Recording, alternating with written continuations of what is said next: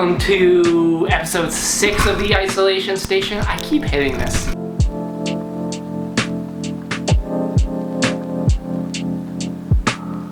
Today's guest is Amelie Chanda. She's a health and wellness coach, and I thought this would be the perfect person to give some advice on how she's coping with things and how to cope with everything going on right now. Great little episode. This week's all about yoga and health and wellness and how to cope with things. So, yeah, great little chat. Hope you enjoy it.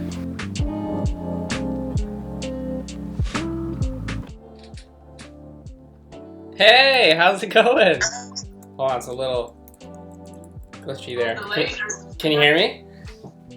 I can hear you, but I feel like I'm getting a little delay. I know, I was having some problems yesterday. I'm hoping it doesn't cut out. I had to reconnect a few times. It's a little grainy, but I think as long as I can hear your voice, that's the most important thing.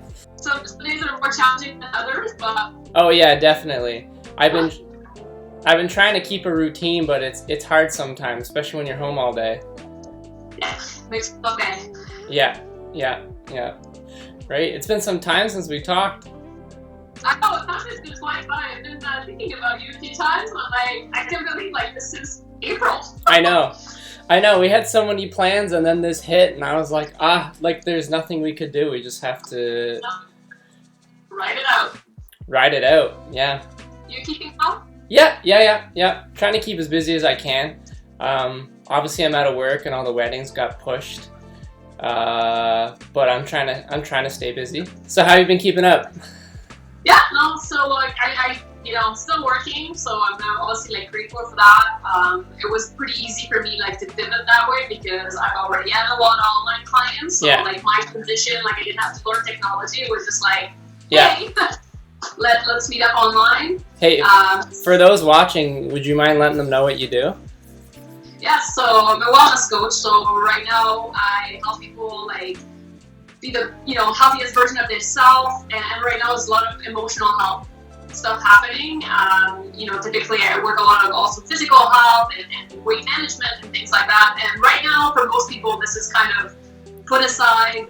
I think we're all a bit on survival mode, so I'm working a lot with mindset and creating people some routines so they can feel like they are doing okay, and just go back to a lot of the foundation, really simple stuff to make sure that they don't go down the rabbit hole, because it's so easy emotionally right now to go down the drain of thinking ahead and what's going to happen and this is never going to be over, and it just gets really overwhelming. Mm-hmm. So really working with them so they can stay a little bit sane right now. Yeah. I think you're the perfect type of person to be helping people in such a situation as this.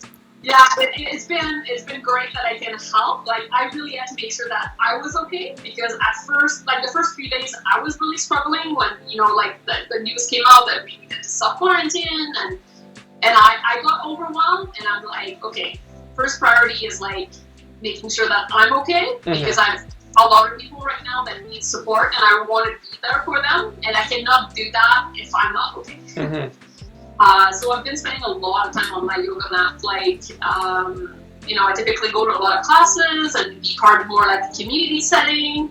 Right now, that's not happening, so I just really made some space in my life for time for me. Good. Well, I'm out of work, but I've been doing a lot of I've purchased some online courses, and I don't know if you know what Skillshare. I have Skillshare, and so I've been just learning, really, educating myself to stay busy. That's something that you were talking to me about, that you wanted to learn more and do things, and you didn't have enough time. Yeah, and I started the guitar. Yeah, I'm a weekend. I practice every day now, so. Good job. Yeah, so I was I don't know, I feel like some people are having a hard time. Me, I'm not, because I always had anxiety about not having enough time. And now I have more time than I need, so now I can actually, do all these things I've just put off to the side. Good for you, because I find a lot of people, you hear that all the time, right? As a wellness coach, it's I don't have time to do this. And now people ask time, and they're still not doing it. Mm-hmm. And for a lot of people, it's starting to beat on themselves. Yeah. Right? Like I said it in that time, now I have time, I'm still not doing it, why am I not doing it? And I hear a lot of like that negative stuff talk. So good for you for actually like using that time and doing something, because it's really challenging for like a lot of people. Yeah. And this is a good time to put a spin on your business right now. Yeah. Yeah, exactly. Yeah. It's a good, like I've been updating the website, you know, updating the business plan. It's like getting a lot of check marks right now. Yeah. I've wiped off like 80% of it. It's great. Yeah, I couldn't say the same right now. I have 2 kids at home, and I'm trying to also fit, you know, the schooling part with the business. So I have talked to the things that are really important to me, but I haven't started big projects or crossed out many things off my to-do list yet. How do you keep them busy since they're home all day? How do you balance that between getting the things done you need to get, but then also making sure they're not just sitting there bored out of their mind? Yeah. So it's kind of a daily challenge. So right now they kind of like have a list of items that they need to get done every day, like, you know, 20 minutes of reading and like a little bit of math and like play outside and, you know, my daughter like do the dishwasher, like a few items that they can self-manage. Mm-hmm. So they do a lot of that. I also kind of move their schedule a little bit. Like I know you hear a lot like, make sure the kids go to bed early and get up early. Like it's not working for us, so I let them stay late. They sleep in while I get a lot of stuff done while they're still sleeping. So I get ahead in my business. I do my self-care stuff. So when they get up, I usually have some time to help them a little bit with the workload. And we do what we can. We're not perfect at it by any means, but we're just kind of adjusting and going with the flow and not adding a lot of pressure. Like there's no need to freak out right now. We just do what we can and try our best. And if it doesn't get all done, we're okay. Yeah. I feel like it's a very fluid thing. It probably changes a little bit each day, so I'm assuming your routine has changed quite a bit, but do you have any tips for people who are maybe struggling and are looking to get into one? Yeah, I really think that our routine is essential, and I think sometimes we have the idea that a routine needs to be like a perfect routine, and it's not about that. I think we need to commit certain things, especially like I talk to a lot of people that are still kind of glued to the news and, you know, on the couch and really lacking motivation.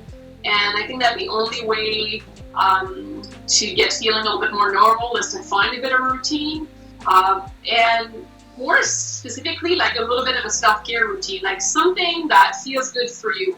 Mm-hmm. It doesn't have to be grand or complicated, but it's not just about like doing jobs.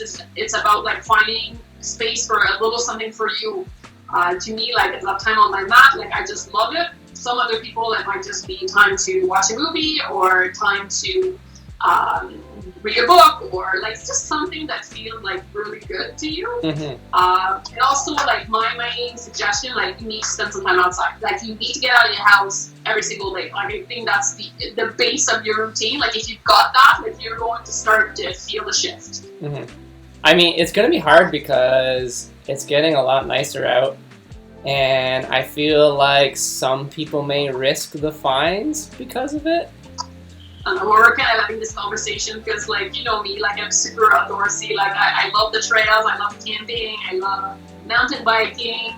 Like we had planned this big like backcountry trip in May, and it's like even Crown Life is closed, right? So there's a little bit like, you know, my husband has been definitely like jonesing and like, where can we go? Like how can we make this work? And he was talking about that, the fines and everything else, and like the safety of everybody else is more important to me.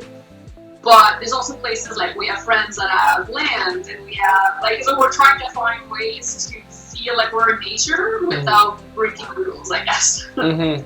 It makes me wonder like how comfortable we're going to be in those social situations moving forward, and what kind of impact it's going to have on those like large gatherings. And I don't want to go too far the rabbit hole, but those are definitely the thoughts that show up from time to time for me. And it's like, are we going to be like all hugging each other and not working at some point? I'm curious about that. Like, even if restrictions are lifted, would you still go to a gathering like that?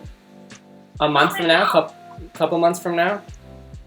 I I hope so. Like, I really want to. Like, I love, there's things that I definitely been like looking forward to, and I still hope are going to be happening.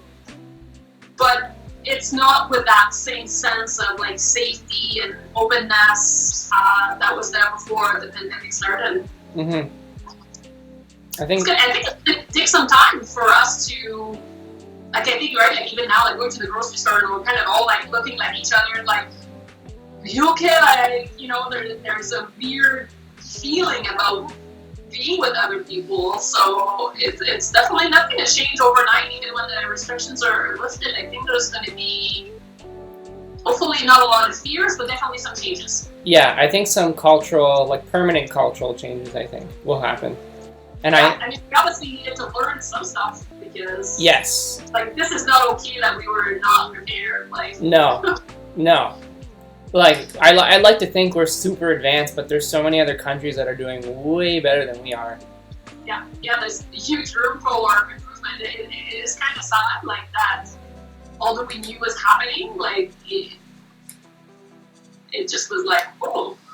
Yeah. It was really reactive rather than being proactive, so I'm hoping that moving forward we pick up some things and can do, I mean, hopefully it doesn't happen again, but if it does, we need to be more prepared. And I think all of us, like, had a contingency plan for a business or like business plan, but did not really like think about it through, like just put it on there for something to write down. Yeah.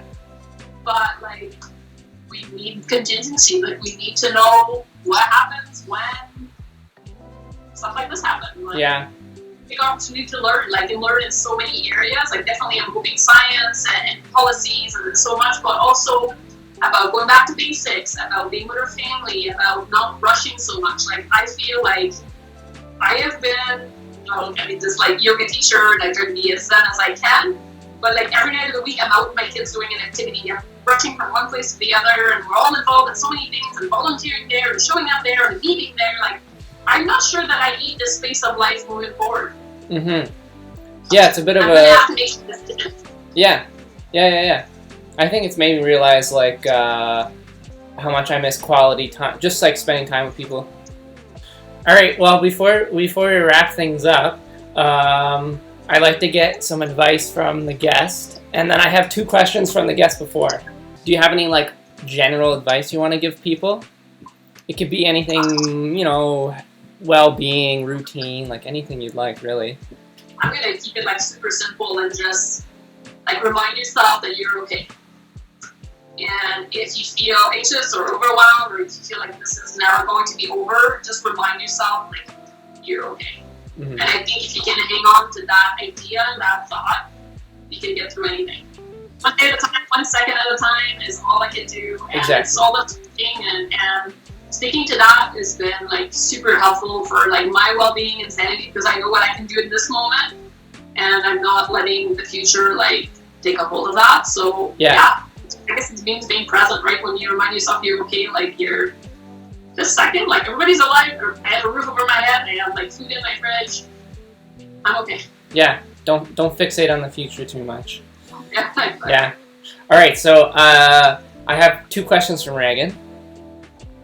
Her first one we've been talking about some of this already, but what are some changes in your life that'll continue after the quarantine? Connecting to friends is something that is important to me, and I'm going to pledge to keep that moving forward, not reaching out once every few months. Like, it's the people that I care for. I want to speak to them regularly, and I will.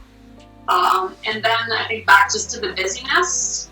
I need more time at home with my kids through weekdays, so I'm going to have to say no to some things to keep that balance of the just more calm. When we're at home and we're not rushing, it makes a huge difference to the interactions that we have with one another. So there's going to continue to be some slow nights at home moving forward. Nice. Good stuff. And then her second question is, do you have a favorite documentary on Netflix right now? Documentaries. I've been watching a lot of TV to like assess what did I watch? Nothing is even jumping at me. I didn't watch a few documentaries. Actually, of the documentary I've been watching is like the CrossFit, like the fitness kind of stuff has been pretty interesting. There's been a few new ones. Nothing even like really jumps at me that. Yeah, sorry. No worries. Yeah. Well, to elaborate, have you watched Tiger King? Oh yeah. Okay. I have them totally talked to me into that, and I was like, no way I'm watching it, and I totally like watched the whole series. So I'm guilty of that one. Yeah. And, yeah. And my kids are good at asking. Do you think most people that remember like the pandemic is when we all watched Tiger King? Yeah. So do you have 2 questions I can ask the next person? All right. Do we know what the next person is, or just like No. question? No. Okay. All right. What do you miss the most about like pre-pandemic time? Okay. If you had like to put something in a time capsule from the time being, what would you put in it? From like during the quarantine. Yeah. For the future. Yeah. If you could like dig it up in 10 years, like what would you actually like put in it? My daughter had a homework from the French teacher to like there was a bunch of questions about like putting it like hopefully in a time capsule, and it was kind of interesting to see from like a 12-year-old's perspective of